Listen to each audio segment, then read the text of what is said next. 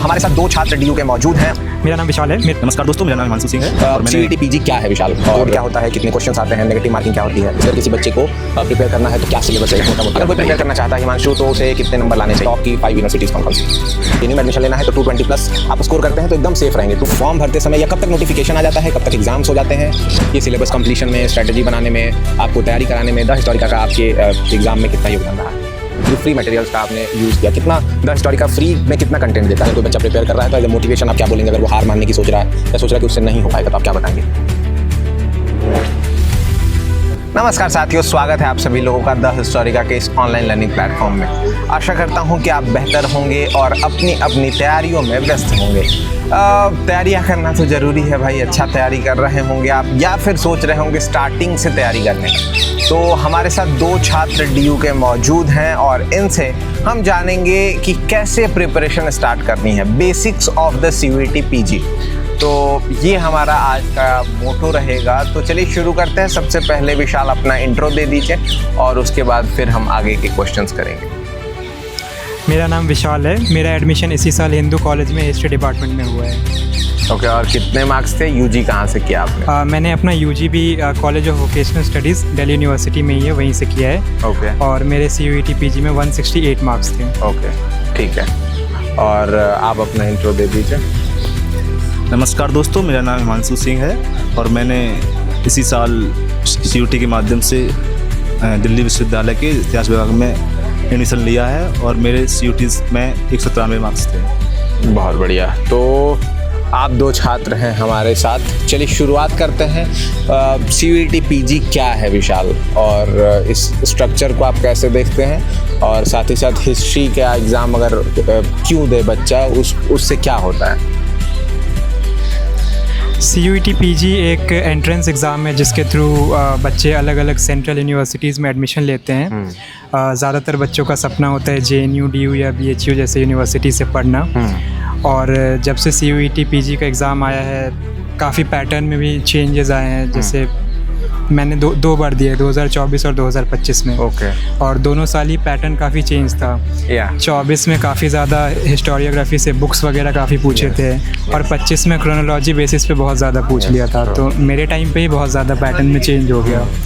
तो अगर कोई स्टूडेंट है जो बहुत छांट के पढ़ रहा है कि ये पढ़ लिया वो पढ़ लिया, इसको छोड़ दिया, तो फिर काफ़ी प्रॉब्लम हो जाता है। परफेक्ट, ठीक है। हिमांशु, आप बताइए भाई कि कोड क्या होता है, कितने क्वेश्चंस आते हैं, नेगेटिव मार्किंग क्या होती है, इसके बारे में। हिस्ट्री का कोड होता है HUQP09 और इसमें 75 क्वेश्चन आते हैं, जिसमें से प्रत्येक अगर आप एक गलत करेंगे क्वेश्चन तो उसमें -1 नेगेटिव मार्क्स कटेगा। और इसमें ज़्यादा से ज़्यादा अटेम्प्ट करने के चक्कर में लोग अक्सर माइनस मार्किंग में चले जाते हैं। सही क्वेश्चन के कितने मार्क्स मिलते हैं? सही क्वेश्चन का 4 मार्क्स मिलता है। हाँ। और गलत का एक क्वेश्चन माइनस 1 मार्क्स कट जाता है। मीडियम क्या होता है? मीडियम्स पेपर का मीडियम दोनों में होता है, हिंदी में ही होता है, इंग्लिश में भी होता है। और मैं बता दूं कि मेरा मीडियम हिंदी था तो मैंने हिंदी में ही सब क्वेश्चन अटेम्प्ट किए थे।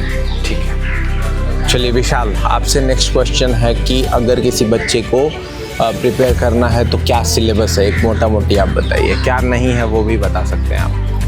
सिलेबस में एंशिएंट, मेडिएवल और मॉडर्न है। वर्ल्ड के कुछ पोर्शंस हैं, रिवॉल्यूशंस वगैरह, पर क्वेश्चंस ना के बराबर ही आते हैं तो स्किप किया जा सकता है। ठीक है। और उसके अलावा एंशिएंट, मेडिएवल, मॉडर्न तीनों से ही ऑलमोस्ट इक्वल क्वेश्चंस ही रहते हैं। तो ऐसा कुछ नहीं कह सकते कि किसी का वेटेज ज़्यादा हो या किसी का कम हो। और उसके अलावा कहीं न कहीं क्वेश्चंस ऑलमोस्ट इक्वल ही रहते हैं। तो ओके। और पैटर्न का आपने बता ही दिया था। हाँ। ठीक है। अगर कोई प्रिपेयर करना चाहता है हिमांशु तो उसे कितने नंबर लाने चाहिए, किस यूनिवर्सिटी के लिए, और उसके बाद ये भी बता सकते हैं आपकी टॉप की 5 यूनिवर्सिटीज़ कौन कौन सी हैं? इतिहास की प्रिपरेशन करने के लिए सबसे पहले तो आपको बेसिक बुक पढ़नी पड़ेगी, जैसे कि एंशिएंट के लिए रामशरण शर्मा हो गई, और मेडावल के लिए सतीश चंद्रा हो गई, और मॉडर्न के लिए हो गई विपिन चंद्रा हो गई, या फिर क्लास 2 पार्टीशन पढ़ सकते हैं शेखर बंदोपाध्याय की। लेकिन आप इन सब बुक को पढ़ने से पहले एक बार जो PYQ हैं उनको देखना ज़्यादा ज़रूरी होता है, क्योंकि आप उससे अंदाज़ा लगा सकते हैं कि कहाँ से क्वेश्चन पिकअप हो रहे हैं, कहाँ से क्वेश्चन नहीं हो रहे हैं। और ऐसा नहीं कि क्वेश्चन कुछ छोड़ना है, लेकिन सब कुछ पढ़ना है, लेकिन फिर भी आप एक एनालाइज कर सकते हैं कि कहाँ से क्वेश्चन ज़्यादा अटैम्प्ट आ रहे हैं, और कहाँ से नहीं आ रहे हैं। तो ये सब करना पड़ेगा आपको। और मेरी जो पसंदीदा यूनिवर्सिटी थी, मतलब जैसे कि सबकी रहती है, अधिकतर जो भी छात्र CUET तैयारी करता है वो JNU को सबसे टॉप प्रायोरिटी देता है। कितने मार्क्स चाहिए वहाँ जाने और वहाँ जाने के लिए आपको लगभग 60 क्वेश्चन कीजिए, क्योंकि ऐसा होता है कि आप 60 अटैम्प्ट करेंगे तो 5-6 क्वेश्चन गलत होने की संभावना भी है। तो आपका नेगेटिव मार्क्स को हटाकर भी आपका आराम से वहाँ पे हो सकता है। और जैसे कि जो टॉप यूनिवर्सिटी हैं उनमें से देखो, JNU तो पहले नंबर हो गई, और उसके बाद DU आ जाती है, उसके बाद JMI आ जाती है, उसके बाद और BHU भी है, अच्छी यूनिवर्सिटी है, और SGU भी है। जो इतिहास के लिए तो खैर उनका क्रोनोलॉजी एकदम सही है, सीक्वेंस में है, लेकिन और बाकी अदर कोर्स के लिए अलग यूनिवर्सिटी वेरी करती हैं। ठीक है। JMI का अपना एग्ज़ाम होता है। हाँ। और BHU है, BBAU है, फिर CUSB है, PU है। इन सारे यूनिवर्सिटीज़ में आप एडमिशन ले सकते हैं। ऑलमोस्ट आप मान के चल सकते हैं कि अगर आपको JNU में एडमिशन लेना है तो 220 प्लस आप स्कोर करते हैं तो एकदम सेफ़ रहेंगे। 200 प्लस पे भी एडमिशन होता है, लेकिन आपको थोड़ा सा उसमें मिडाइवल ले के एंशिएंट ले ये सब करना पड़ेगा। ठीक है। उसके आगे अगर हम DU और BHU की बात करें तो आप अगर 170 प्लस करते हैं स्कोर तो इजीली आपका एडमिशन DU में और BHU में हो जाएगा। बाकी सारी यूनिवर्सिटीज़ के लिए 150 प्लस में आपका एडमिशन हो जाएगा। एटलीस्ट हाफ मार्क्स आपको लाने पड़ेंगे। बाकी कैटेगरीज वगैरह का और साथ ही साथ जो रिजर्वेशन है उसके लिए वेरी करता है। विशाल, आपसे मैं जानूंगा कि शुरुआत के 3 स्टेप्स क्या होने चाहिए जो आपको लेने हैं अगर आपने प्रिपरेशन करने की सोची है तो। सबसे पहले तो PYQ एक बार ज़रूर चेक करना चाहिए कि क्वेश्चंस कहाँ से और कैसे आ रहे हैं। उसके अलावा अपना सिलेबस बहुत अच्छे से पता होना चाहिए कि कितना पढ़ना है और क्या पढ़ना है। अपने सोर्सेज पे बिल्कुल स्टिक होना है कि एक बार जो बुक चूज़ कर लिया उसी को पढ़ेंगे। ये नहीं कि किसी ने बोला तुमने ये बुक नहीं पढ़ी तो फिर उस बुक को पढ़ने के लिए चले गए और पहले वाली छोड़ दी। तो अपने सोर्सेज पे स्टिक रहना है। और उसके अलावा सही गाइडेंस भी होनी बहुत ज़रूरी है। तो उसके लिए तो द हिस्टोरिका से बेस्ट कुछ हो ही नहीं सकता है। बहुत बढ़िया। हिमांशु, आपसे मैं जानना चाहूँगा कि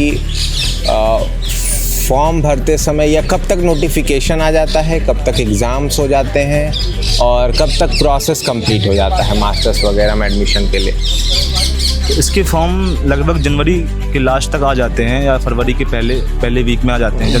दिसंबर लास्ट, जनवरी फर्स्ट। हाँ, दिसंबर जनवरी के बीच में आ जाते हैं। और मुझे लगता है इसके पहले से ही हम लोगों को प्रिपरेशन स्टार्ट करनी चाहिए, क्योंकि ऐसा होता है जब लास्ट में तैयारी करते हैं ना तो उतना ज़्यादा टाइम देना पड़ता है और फिर बर्डन ज़्यादा हो जाता है। क्योंकि अगर आप दिसंबर से ही स्टार्ट कर देंगे या दिसंबर से पहले ही स्टार्ट कर देंगे तो आप 2-2 घंटे दे दीजिए, रोज़ PYQ देखिए और PYQ ही फॉलो करिए। सबसे पहले तो मैं यही कहूँगा कि आप घटना चक्र ले लीजिए, कोई भी किसी भी पब्लिकेशन की हो, आप उसको उठाइए और PYQ पहले लगाइए। इसके बाद फिर आप किताब पढ़ना स्टार्ट कीजिए, क्योंकि आपको पता चलेगा कि जब आप राजा के बारे में जानेंगे, उनकी थोड़ी बहुत समझ होगी, नाम ही सुना होगा, तो जब किताब पढ़ेंगे तो इंटरेस्टिंग लगेगा आपको कि अब क्या होने वाला है, अब क्या होने वाला है। तो मैंने भी, क्योंकि मैंने 2024 में भी दिया था एंट्रेंस, तो मेरा उसमें 120 नंबर आया था 300 में से। लेकिन जब मैंने इस बार दिया है, क्योंकि फिर मुझे लगा था कि थोड़ा अच्छा करना चाहिए, मतलब यूनिवर्सिटी मिल रही थी, साउथ कैंपस में मिल जाता है इतने में भी, लेकिन नहीं चाहिए था मुझे। मैंने सोचा था कि अच्छा अब इस बार ट्राई करेंगे, और मेरा कोचिंग भी कर रहा था मैं, तो मुझे लगा कि इस बार छोड़ना चाहिए। तो मैंने अगले साल स्टोरका से पूरा गाइडेंस लिया और इनके जो यूट्यूब प्लेटफॉर्म के माध्यम से और टेस्ट सीरीज के माध्यम से, टेस्ट सीरीज में भी मेरा अच्छा स्कोर आने लगा था लास्ट तक। मैंने शुरू तो नहीं आ रहा था, लेकिन लास्ट में अच्छा स्कोर आने लगा था, लगभग 220 क्रॉस हो रहा था। वाओ। तो यही था कि आप सबसे ज़्यादा PYQ फॉलो करिए। मैं तो यही कहूँगा कि घटना चक्र रट लीजिए, काम हो जाएगा आपका। मेरा नहीं हुआ JNU में, लेकिन मैं आपको दे सकता हूँ सलाह, क्योंकि मेरा थोड़ा एंशिएंट मेडाल चक्कर में ये सब जो चूज़ करना होता है उसमें नहीं हो पाया है। बाकी अभी यहाँ DU में हो गया है, पहले राउंड में हो गया था, और हॉस्टल में भी मिलना, मतलब राउंड में हॉस्टल के लिए भी नाम शॉर्टलाइज हुआ है, लेकिन चांस से मिल जाएंगे। तो आप लोगों से यही कहूँगा मैं कि सबसे पहले PYQ देखिए और सिलेबस, जैसे भाई ने कहा सिलेबस देखिए और PYQ देखिए। आप PYQ से ही इसमें ज़्यादा मार्क्स स्कोर कर पाएंगे। बहुत बढ़िया। विशाल, आपने द हिस्टोरिका का कोर्स कब लिया था, और साथ ही साथ ये सिलेबस कंप्लीशन में, स्ट्रेटजी बनाने में, आपको तैयारी कराने में द हिस्टोरिका का आपके एग्ज़ाम में कितना योगदान रहा है? जब मैंने 2024 का अटेम्प्ट दिया था तो एग्ज़ाम से 10-15 दिन पहले मैंने आपका चैनल देखा था। उस वक्त काफ़ी लेट हो चुका था कि उस वक्त मैं कुछ यूज़ कर पाऊँ उसका। पर जब मेरा 2024 में DU या JNU नहीं मिला तो मैंने सोचा कि फिर से प्रिपेयर करूँगा। और फिर मैंने शुरू में ही जुलाई अगस्त में ही ले लिया था कोर्स मैंने, बहुत अर्ली डेज़ में। और उसके बाद से कॉन्स्टेंटली आप लोगों ने सही गाइड किया और क्लासेस डेली होती थी। उसके अलावा डेली की PPTs वगैरह, और उसके अलावा लास्ट में जो ई-बुक मिली वो तो, और उससे भी ज़्यादा जो आप लोगों ने लास्ट में फ्लो चार्ट और वो टेबल्स वगैरह दिए थे वो बहुत ज़्यादा हेल्पफुल हुआ था। क्योंकि वो, और स्पेशली उसके बाद भी कुछ बोलो तो मैराथन क्लासेस ले लिया आप लोगों ने, उसमें तो सब कुछ ही हो गया। तो ऑलमोस्ट सब कुछ ही हो गया था द हिस्टोरिका से। और मेरा कहीं ना कहीं आज मैं यहाँ बैठा हूँ, DU में एक सेकंड चांस मिला मुझे, वो बस द हिस्टोरिका की वजह से ही मिला है। ग्रेट। हर्ष, हिमांशु जो है वो आप बताइए कि आपने जो भी फ्री मटेरियल्स का आपने यूज़ किया, कितना द हिस्टोरिका फ्री में कितना कंटेंट देता है? क्या उसके पेड बैचेस से जुड़े बच्चे को ही ज़्यादा फ़ायदा होता है या फ्री में भी काफ़ी ज़्यादा मटेरियल मिलते हैं? देखिए, जैसे कि मैंने सर का, बसंत सर का और विष्णु सर का दोनों का जो लेक्चर होता था यूट्यूब पे, वो मैं रोज़ फॉलो करता था। मुझे आज भी याद है, जो एंशिएंट होता था सुबह होता था, मिडाइवल होता था वो दोपहर में होता था, और जो वो मॉडर्न होता था बसंत सर लेते थे 4 बजे से लगभग लेते थे। तो मैं रोज़ फॉलो करता था और उनके नोट्स बनाता था। पहले बनाता जल्दी नोट्स, मतलब जैसे सब कुछ पढ़ा रहे हैं तो उनको, क्योंकि इतनी जल्दी नहीं लिख सकते हैं तो बहुत जल्दी लिखता था। उसके बाद मैं खुद से एक और अच्छे से नोट्स बनाता था क्रोनोलॉजी में, क्योंकि क्रोनोलॉजी से क्वेश्चन आते हैं, लगभग 20-30 क्वेश्चन आते हैं मेरे हिसाब से। तो क्रोनोलॉजी बहुत इंपॉर्टेंट है, तो मैं उससे नोट्स बनाता था। तो सर के जो भी, मैं तो कहता हूँ अगर सर क्लास दोबारा चलाएंगे पक्का, तो आप लोग सर की क्लास तो फॉलो कीजिए। और जैसे कि मेरा थोड़ा कम स्कोर हुआ है तो नहीं मिल पाया, तो आप लोगों को अगर ज़्यादा स्कोर करना है तो मेरा तो यही रहेगा कि पर्सनल गाइडेंस के माध्यम से आप उनके बैच में जुड़िए, तो आपको बहुत सारे, और जो मतलब आपको, क्योंकि आप जितना ज़्यादा जुड़ोगे तो उतना ज़्यादा आपको मतलब वो मिलेगा, मटेरियल वैसे भी उपलब्ध कराते हैं। जो सर ने लास्ट दिन, जैसे जिस दिन एग्ज़ाम था ना, उसके 1-2 दिन पहले आपने एक प्रोवाइड कराया था, उससे डायरेक्ट क्वेश्चन बने हैं, डायरेक्ट क्रोनोलॉजी वाले क्वेश्चन बने हैं। एक सातवान से था, और बहुत सारे क्वेश्चन हैं, मैं याद नहीं कर पा रहा हूँ। तो बहुत सारा योगदान है। और मैं टेस्ट सीरीज के माध्यम से जुड़ा था, जो कि फ्री थी बिल्कुल। और टेस्ट सीरीज में मेरा स्कोर अच्छा आ रहा था, और टेस्ट सीरीज से भी बहुत क्वेश्चन मिले हैं। तो देखो, आप पढ़ोगे तो क्वेश्चन तो मिलेंगे ही मिलेंगे, लेकिन और देखो, मैं तो यही कहता हूँ, आपको CUT में चेक करना है ना, तो ये देखिए सबसे ज़्यादा सिलेक्शन कहाँ से होते हैं। और मेरे हिसाब से तो CUT हिस्ट्री स्पेसिफिक बता रहा हूँ मैं, हिस्ट्री में हिस्टोरिका से ज़्यादा मेरे हिसाब से किसी ने सिलेक्शन नहीं दिए होंगे, और ना ही मतलब इससे बड़ी संस्था होगी कोई हिस्ट्री के संदर्भ में। बहुत बढ़िया। तो अल्टीमेटली विशाल, आप लास्ट स्टेटमेंट क्या देंगे? अगर कोई बच्चा प्रिपेयर कर रहा है तो एज ए मोटिवेशन आप क्या बोलेंगे? अगर वो हार मानने की सोच रहा है या सोच रहा है कि उससे नहीं हो पाएगा, तो आप क्या बताएंगे? बहुत बार ऐसा फील होता है कि नहीं हो पाएगा। मैं खुद ही एक ड्रॉपर हूँ, तो कहीं ना कहीं लगता था कि पता नहीं होगा। स्पेशली जैसे जैसे एग्ज़ाम नज़दीक आने लगता है तो ज़्यादा फील होता है। मेरा, जब मैं मॉक टेस्ट दिया करता था, बहुत सारे मॉक टेस्ट में मेरे 100 भी नहीं आते थे, और किसी में 220 भी आ जाते थे। तो समझ ही नहीं आता था कि मैं सही हूँ गलत हूँ, मैं क्या करूँ। फिर मैंने विष्णु सर को एक दिन फ़ोन करके बोला, तो सर ने बोला कि आपको क्या लगता है कि कहाँ कमी छूट रही है? तो मैंने बोला, सर लगता है कुछ पर्टिकुलर टॉपिक्स में रिवीजन नहीं किया है। तो फिर रिवीजन वगैरह किया तो हो गया। अपने आप पे बस एक विश्वास होना चाहिए कि मैं कर लूँगा। और बाकी दोनों ही टीचर्स, विष्णु सर और बसंत सर, दोनों ही बड़े भाई की तरह ही मदद करते हैं। मतलब लिटरली मैंने कभी नहीं देखा कि अगर मैंने कहीं से कोचिंग लिया है तो टीचर्स मुझे सुबह फ़ोन करके एग्ज़ाम के लिए बेस्ट विशेस बोल रहे हो। आपने भी और विष्णु सर ने भी, ऐसा मैंने कहीं भी नहीं देखा।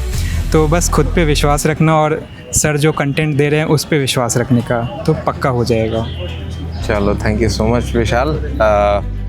आप बताइए हिमांशु, क्या लास्ट स्टेटमेंट आप देना चाहेंगे? लास्ट स्टेटमेंट मैं देना चाहूँगा कि आप अभी से क्योंकि आप अभी देखेंगे, आप लगभग अपलोड हो जाएगा 1-2 महीने बाद, जब भी होगा या अभी हो जाएगा।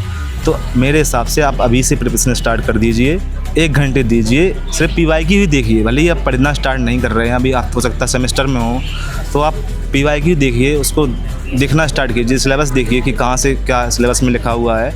और अभी से अगर स्टार्ट करेंगे तो मेरे हिसाब से तो आपको दिक्कत नहीं होगी।